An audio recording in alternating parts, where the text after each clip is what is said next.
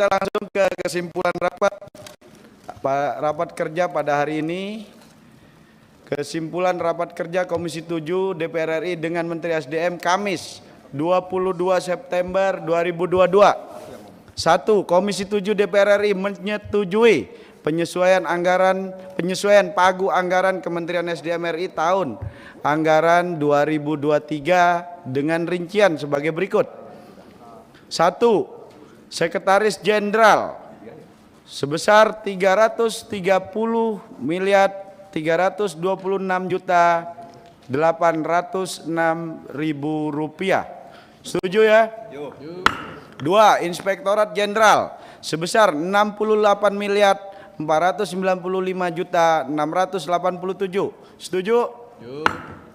3. Direktorat Jenderal Minyak dan Gas Bumi sebesar 1.411.210.957.000 rupiah.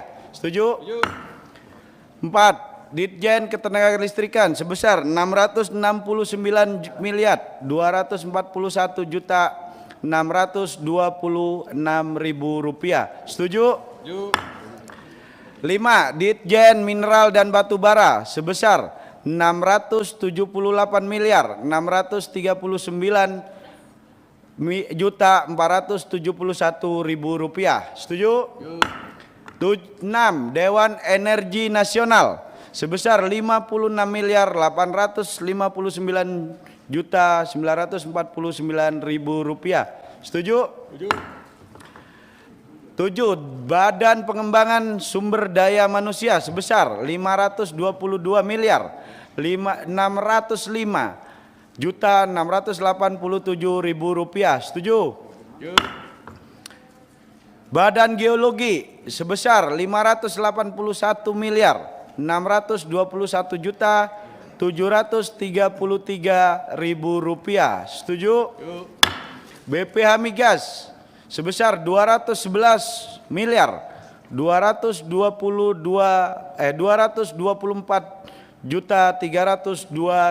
rupiah. Setuju?